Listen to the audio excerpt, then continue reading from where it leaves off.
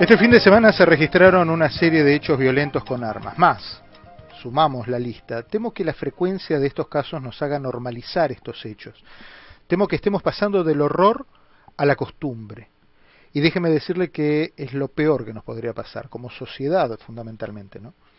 La doctora Cristina Balinotti es experta en temas de psicología social, pero fundamentalmente en temas de familia. La conozco hace muchos años, hemos trabajado mucho, hemos hecho muchos programas juntos, la he convocado muchas veces para la televisión, es una cara querible y conocida suya aquí en toda la comunidad. Doctora Balinotti, ¿cómo le va? Diego Vaz la saluda, gracias por acompañarme. Un gusto estar contigo, Diego, muchas gracias. Doctora, ¿estamos normalizando el horror? Por supuesto, nos estamos desensibilizando. Ocurre diariamente y con tanta frecuencia que es una característica humana acostumbrarse a los hechos buenos, pero también acostumbrarse al horror, como tú indicas. Lamentablemente esto sucede porque si queremos analizarlo, tenemos que contextualizarlo.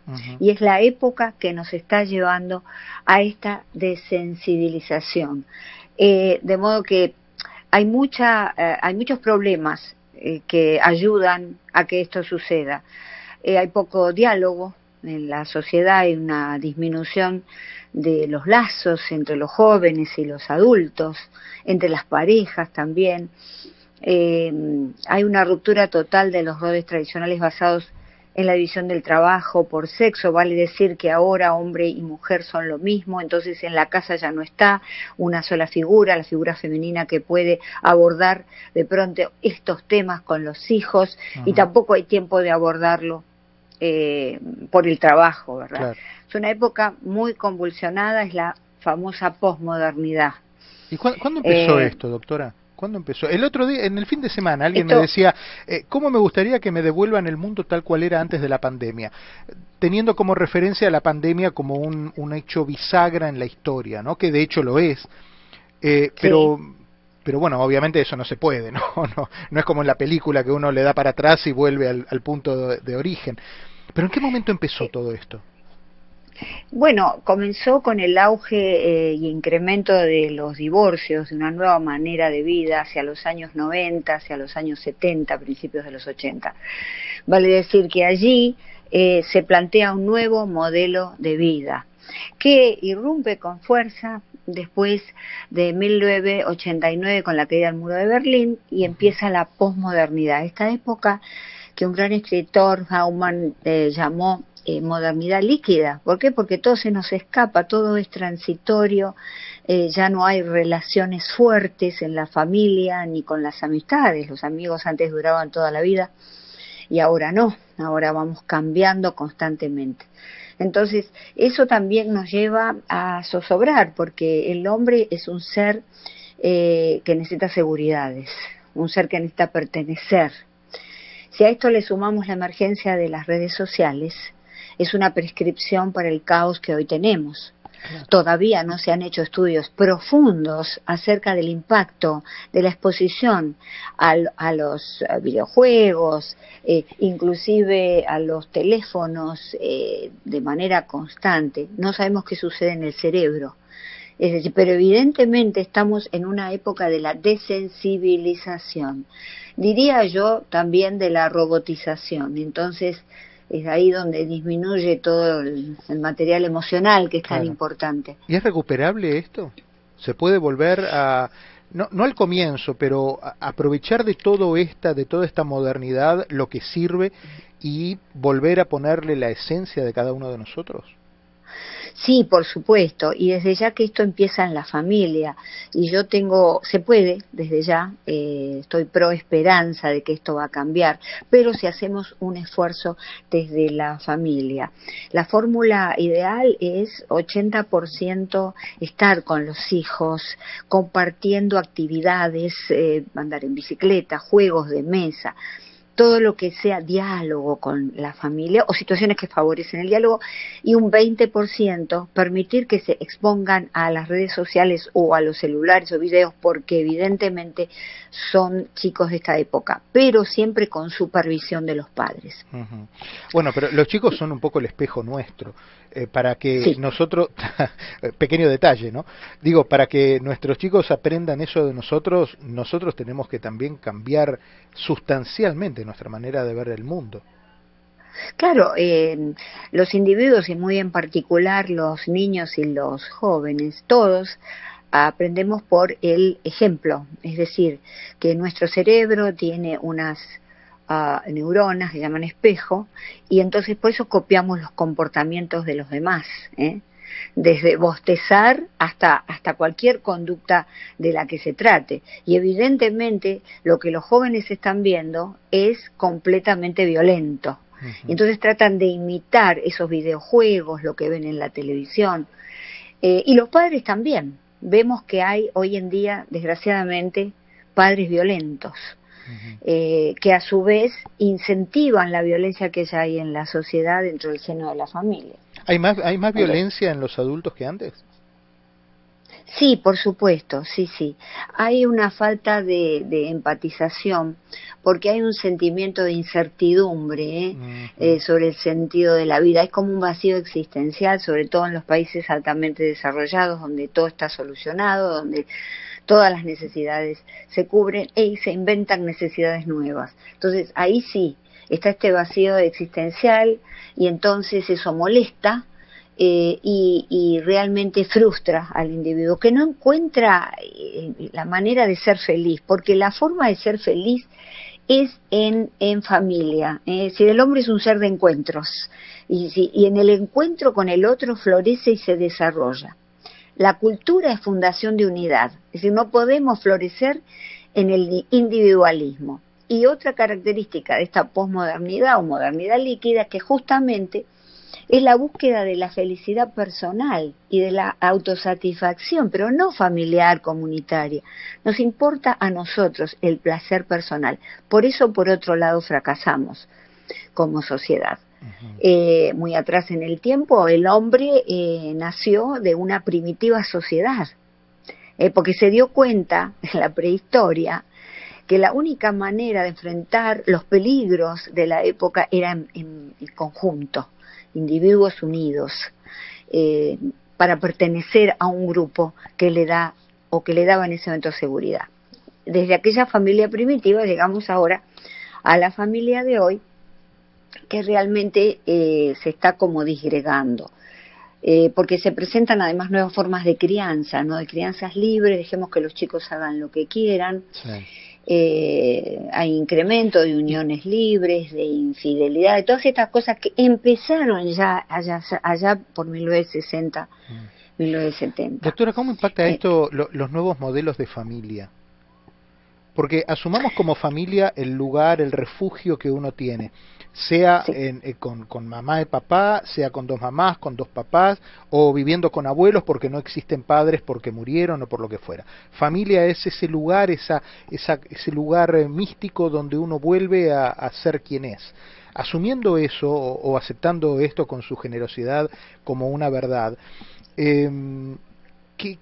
¿cómo impactan los nuevos modelos de familia que rompen con los tradicionales en todo este movimiento? Bueno, sin duda que impactan con cierta extrañeza y con una inhabilidad para afrontar ese nuevo, esto que nos invade con su novedad, y como toda novedad nos da mucho miedo, nos lleva a rechazarlo profundamente.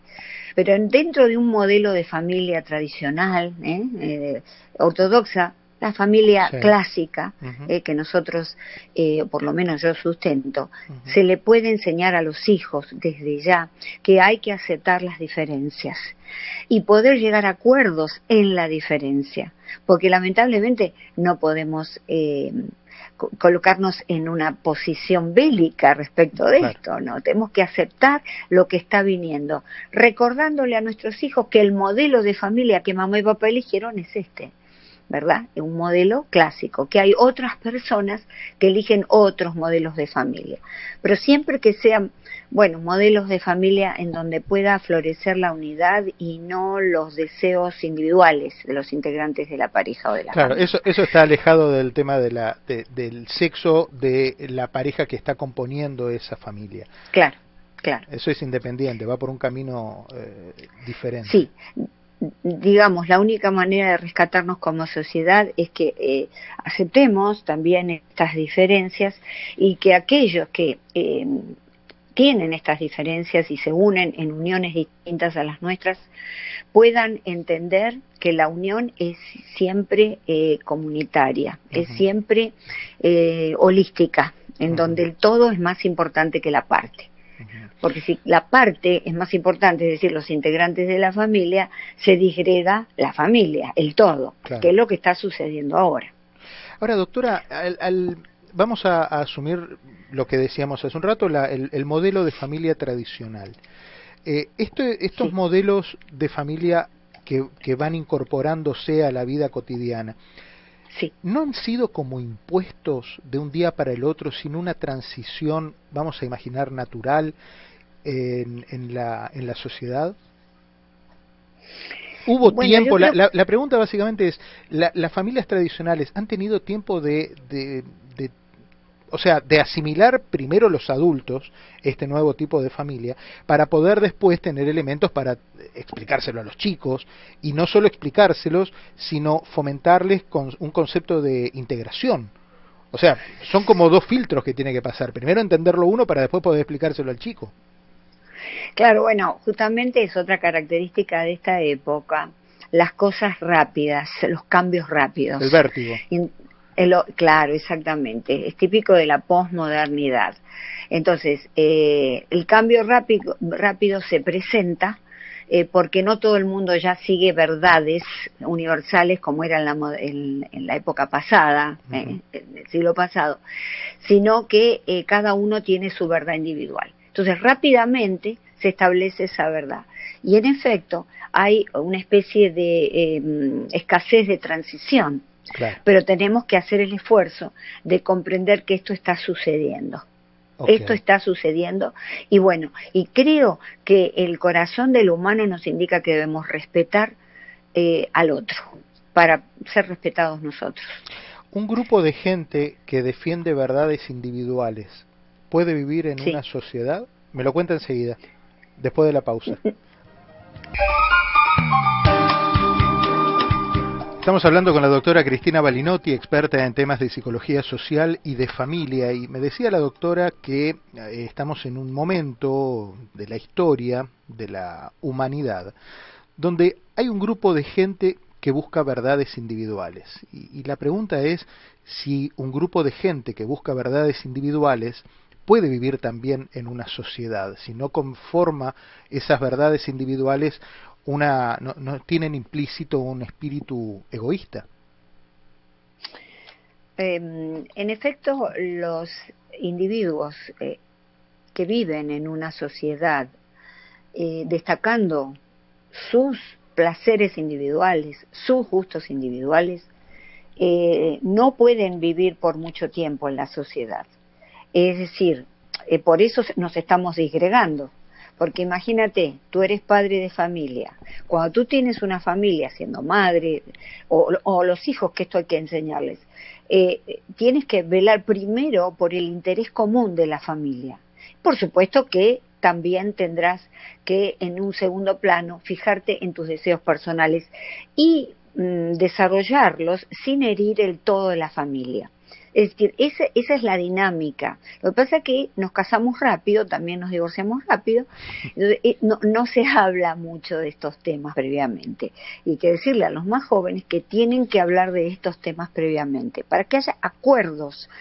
Hacer una familia no es la boda y el vestido y la fiesta y todo eso. Hacer una familia es algo realmente muy profundo, muy importante, porque somos agentes en la sociedad, creadores, formadores de los individuos del futuro. Doctora, entonces, ¿qué nos dice una sociedad que tiene más armas que personas? Bueno, que no ha logrado armonizarse a través de la comunicación y a través del diálogo, porque si yo tengo una sociedad con más armas que individuos, quiere decir que el estereotipo de conducta es la violencia, la violencia. Más allá que podemos hacer algún tipo de análisis cultural. En la sociedad americana venimos del lejano oeste y las armas han sido siempre algo muy importante. Claro, claro. Claro, este color, digamos, de cultural no lo podemos. No es un dato menor, sin sí, duda, no es un dato menor, claro. Claro, no es un dato menor, porque por eso se defiende tanto la tenencia de armas. Pero ¿qué sucede? Yo creo que de pronto, si esto no se puede cambiar, porque no es coyuntural, sino que es algo nodal de la sociedad, entonces tendríamos que ejercer o desarrollar otros mecanismos, por ejemplo, controles, así como hacemos un background, un chequeo criminal de la persona antes de venderle un arma, tenemos que hacer un chequeo psicológico con profesionales que estén en determinados estamentos del gobierno, a los cuales puedan hacer chequeos psicológicos antes de que se les venda un arma. Porque si a un individuo que no tiene ningún, digamos, dato criminal previo, conducta criminal previa, pero sí está desarrollando una venganza muy fuerte, un trastorno de personalidad, inclusive una enfermedad mental, le facilitamos el arma, no lo detectamos, ocurren todas las cosas que están sucediendo ahora. Inclusive en esos exámenes psicológicos se puede detectar el tipo de organización familiar que tienen esos individuos. Porque generalmente surgen asesinos masivos o asesinos individuales cuando hay una disfunción familiar fuerte.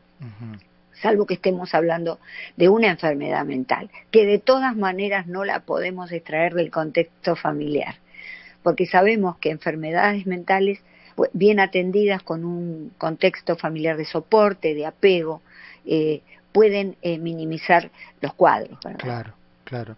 O sea que a priori habría un grupo de gente que respecto de su historia personal podría llegar a tener y a albergar alguna... bueno, disparador es la palabra que a mí me viene, pero básicamente de eso se trata.